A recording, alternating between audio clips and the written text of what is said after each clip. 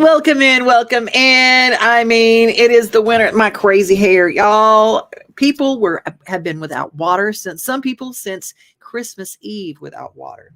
A lot of people are going to have a lot of cleanup to do. And today in our show, we're going to talk a little bit about how to better insulate, how to try to protect our homes the best we can, a little after the fact. But you know what this blessing was in all of this craziness?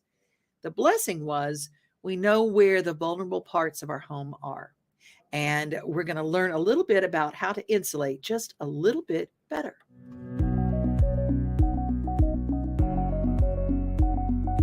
The insulation comparison, this is used to show R value and air penetration. So insulation is measured in R value, which is resistance to heat flow. So the higher the R value, the better the insulation. And actually I have three types of ceiling insulation here. One being foam, which is the most expensive, as you can see from the cost here. Cellulose is the second kind, and fiberglass is the third. Those are the most prevalent in this area. And what this shows here is I've got a little heater under here. So let's say this is an attic that is 135 degrees. Well, right above this insulation, I have three additional thermometers. Look at the difference. They're all three right at 80 degrees compared to the heat source near the 140. So it definitely shows that all three types of insulation are equally effective in terms of R value. Fiberglass, as shown here, gives you R 3.2 per inch, cellulose 3.4 per inch, and foam 6 per inch. What that means is you just simply have to put more fiberglass or more cellulose in to achieve your proper R value. So 38 is what we look for in this area. So it's just whatever choice that you want to make. They're all effective. Now, one thing about insulation, even when it's properly installed, if you have a lot of infiltration in your house, it reduces the effectiveness of it. And one reason the foam does a good job, it also seals your penetrations as you're doing it in your ceiling.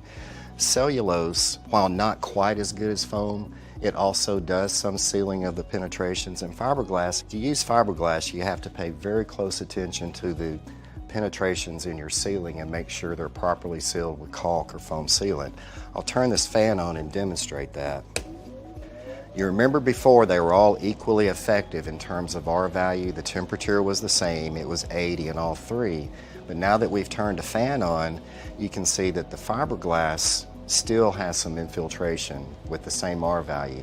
It's not to be critical of fiberglass, it's just to say that you have to look at your whole envelope and make sure that you've sealed your penetrations in the ceilings for light fixtures and vents and so forth. Did that make you guys want to take a look at your, maybe update your insulation? I know it did me when I saw that. NES, Nashville Electric Service. Let's thank our linemen who've been out in the past week. They've been out in this horrible, dangerous temperature, making sure that we had electricity and working so hard. And I know that a lot of people were very critical of Nashville Electric Service for the rolling blackouts. There were some issues. Well, I'm not even talking about that. I'm talking about the linemen who were out in the elements, making sure to fix things. Let's thank a lineman today, whether it's Middle Tennessee Electric, where that takes care of me, or our friends at Dixon Electric, or any of our electrical cooperatives around the state, as well as Nashville Electric Service.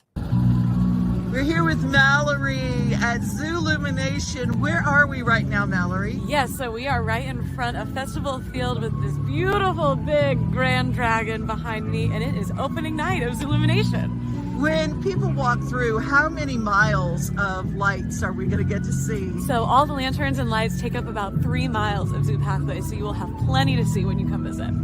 I love it because you've got people here of all ages walking through, even cold. It's nice. You have a cocoa booth. Yes, we got hot cocoa, we've got some cider, and we've got some margaritas and beer as well, so you can get your beverage of choice and get nice and toasty and stroll some of the pathways. Now, this is not included in your zoo membership, but you can, and you do need to go to NashvilleZoo.org and make reservations because you limit the number each night. Yes, that's correct. So you can get all of those tickets at NashvilleZoo.org/Zoolumination to see your prices, and you can even get a platinum pass that you can purchase. And if you get that, you can come as many times as you would like. Oh, the Platinum Pass. Yes. So it's a great, even if you go at Christmas time, because this goes even after Christmas. Yes, this goes after Christmas, and we're even open on some of the holidays. We're open on Thanksgiving, Christmas, and New Year's. So we are open for business if you want to come and spend your holiday cheer with us at Nashville Zoo. Aw, thank you so much for being with us and taking a look. How many exhibits are there? So we have over 1,000 custom-made silk Chinese lanterns here at the zoo. When did they start putting these up in the park? So we had a team of about 35 Chinese artisans that came out in August. And so this team has been on grounds for nearly 3 months, piecing all of these lanterns together. And they just finished about a week ago, and they're beautiful and a sight to see, and you have to come out to see it for yourselves.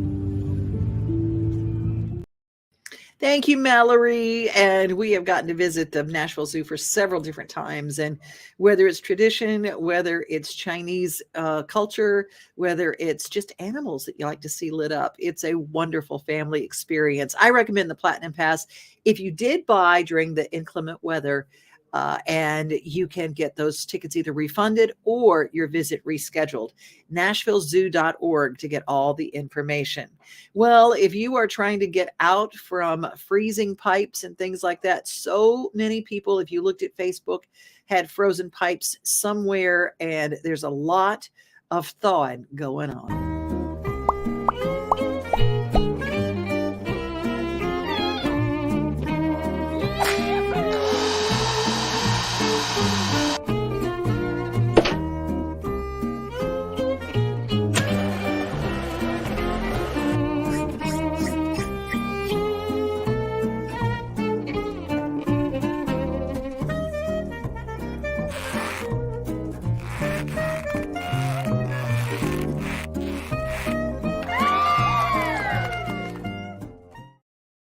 Okay, I am going to just like go hog wild at Home Depot and just make sure I've got everything for the next time, because it's too late now. Did have some frozen pipes, been without water for 3 or 4 days now, and it's just like crazy. But as they start, the problems are starting to show up now if you did have some frozen pipes. And so there's a lot of cleanup, there's some expense, and there's some repair. But we're going to look at preparing for the next winter storm. We don't know when it's going to be, but we're going to try to be better prepared next time, because I thought I was, but I apparently wasn't. Well, it's time for our Daily Yummy, and it's brought to us by our friends at Lodge Cookware.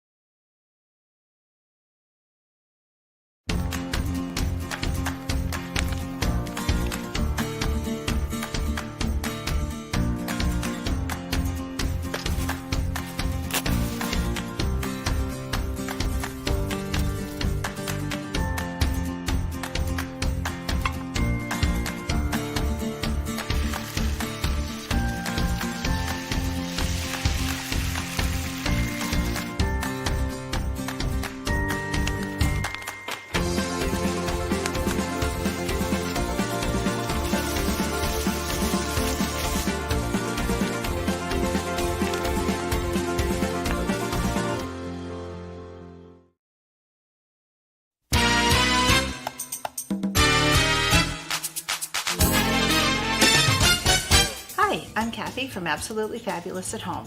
Today I'm going to introduce you to a new product from Lodge Cast Iron. This is called the Cook It All, and it's 2 pieces of cookware, cast iron, pre-seasoned, that can be used in 5 different ways. So let's have a look. First of all, the lid has grills on one side, so we could use this right on our fire and use it to grill chickens, whatever, chicken breasts, hamburgers. The other side is a griddle, so it's flat, perfect for using for pancakes or maybe bacon, something like that. So we're going to call that part the lid. We're going to call this the pot, and what it is, it's a wide skillet or wok type pot, and it's quite wide, like 14 inches, and fairly deep, but it has a beautiful rounded base on it, I guess, so that when you're cooking, things are going to want to stir very easily in this. No corners to get caught in. So this is our pot or our base. But what if we want to change it up? We can put, much easier if I'm outside of the campfire, we can put the base on. Now I have a baking surface. I can flip my lid over, my pot over, to make it the lid. Put it down, line it up. Fill this with hot coals or charred or wood if I'm burning wood, flaming wood, because there's a little lip here to help hold the briquettes in. They actually show it on the top in the cover of the book that comes with the Cook It All. So now I'm going to heat my oven up from the top and the bottom. It also has little scallops here so that when it's sitting down, if I wanted to put this right in the fire, it will keep it stable. It makes it a lot easier to keep it sturdy while we're cooking. So the last way, the fifth way, is using it as a Dutch oven. But before I put the back on, I want to talk about this little stand. This stand is sold separately. The beauty of it is you can put this right in your fire. So I could take this camping or out to my backyard barbecue. I can build a fire, I can put my stand in it, and I can put my pot right on top. Fill it with whatever I'm going to do, a stew, whatever, beans. Put my lid back on, and now I have a Dutch oven. You're thinking, well, that's great, but holy smokes, it's going to get hot. Yes, it is. And these grips come with it. They hook up underneath. Just give it a little pinch to go up inside. And I can put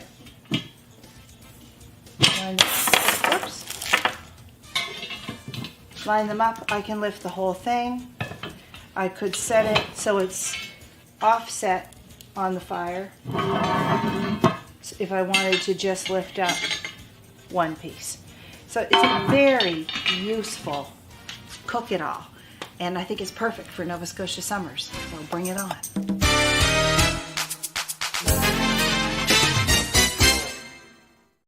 I really love her channel on YouTube. It's absolutely fabulous at home. Follow her, subscribe. She's from Nova Scotia, and they handle winters a lot, and they have a lot of stuff that we don't have to deal with down here. But I really loved what now Lodge is a Tennessee company. I think it's Pittsburgh, Tennessee, and they're fantastic. They also have a fireplace grill that they make out of cast iron that you can literally cook inside your fireplace.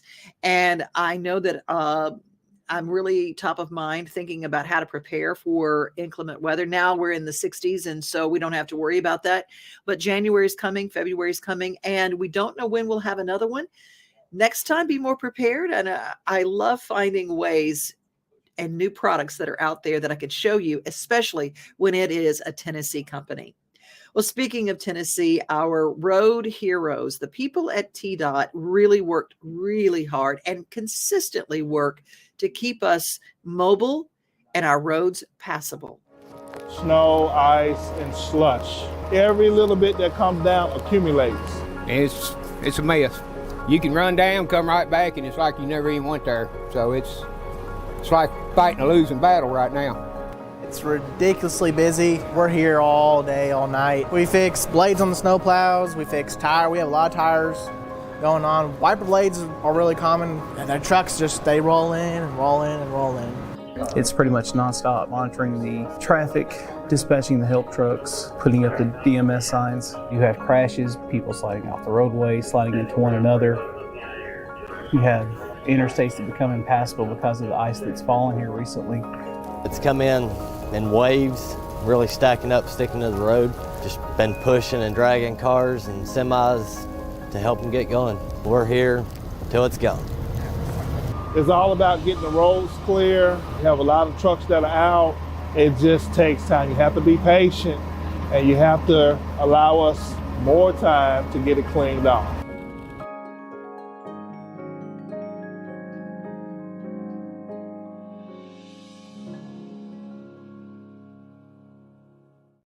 There are people doing jobs I would never want to do. God bless them. But from our linemen that are keep our power on, our water companies, and the people at the Tennessee Department of Transportation, thank you for all you do. Our Tennessee Department of Corrections is doing some amazing stuff. They are our spotlight in our motivation moment.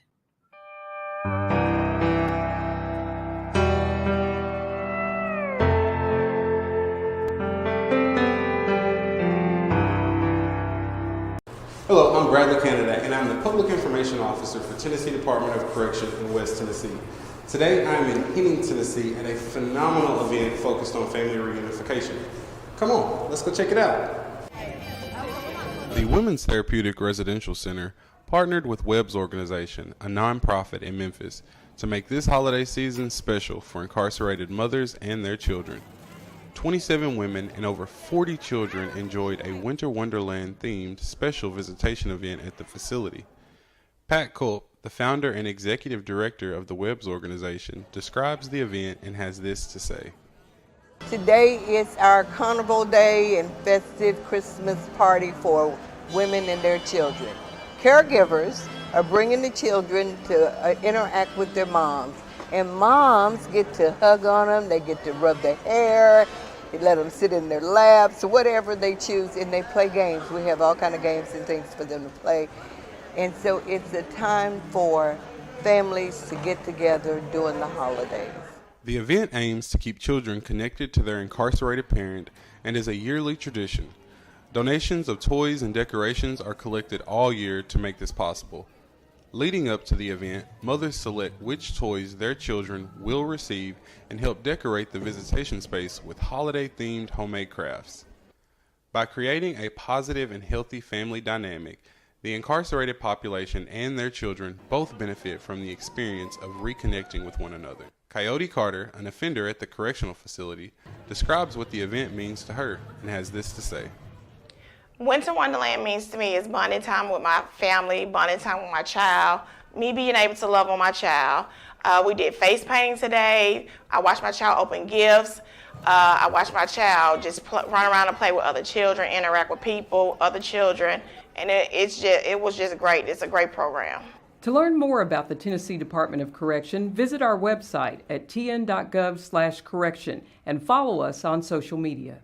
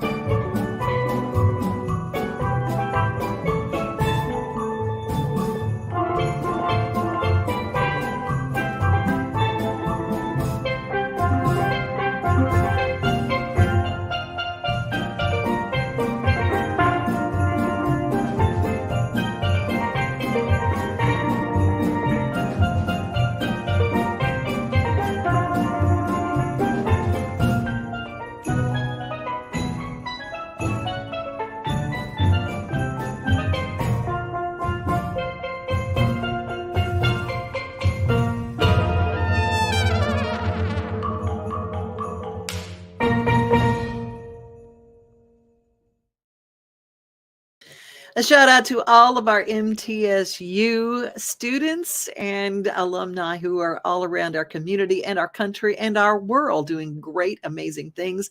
It is our Throwback Thursday, and that throws back to the best of 2022 with MTSU. Well, the story of forestry, we think about agriculture in our state and what happens, but there are people all around that have created greenbelt and forestry plans on their property to raise hardwoods, and there is a lot to it.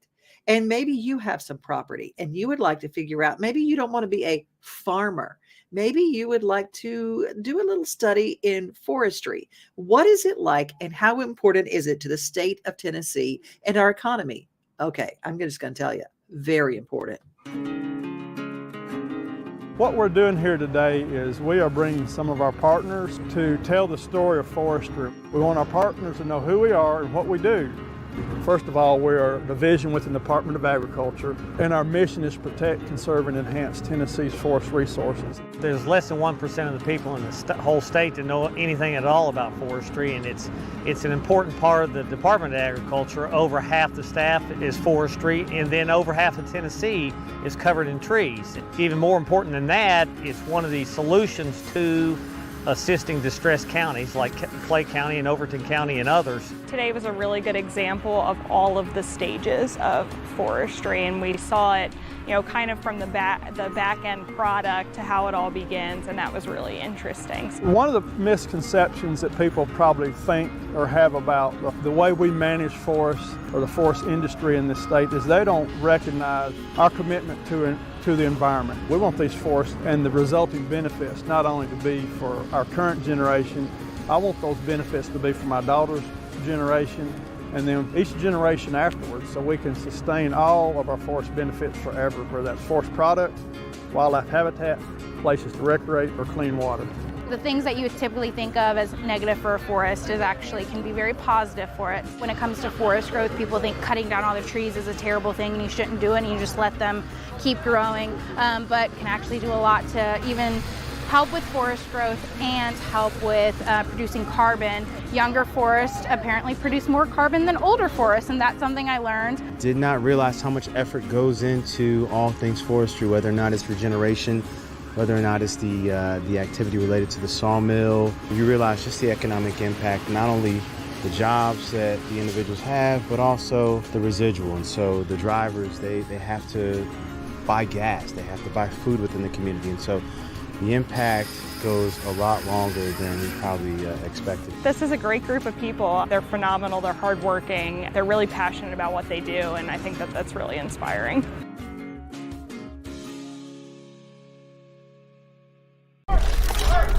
So, I got a DUI.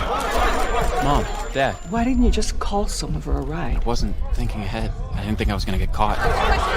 Yeah, my best friend Tim. Still coming to my bachelor party next month? This DUI cost me 10 grand, so no. Yeah, you, in the back. Did you know I almost died when you hit me? I didn't think this would affect so many people. You think it was worth it? No more questions.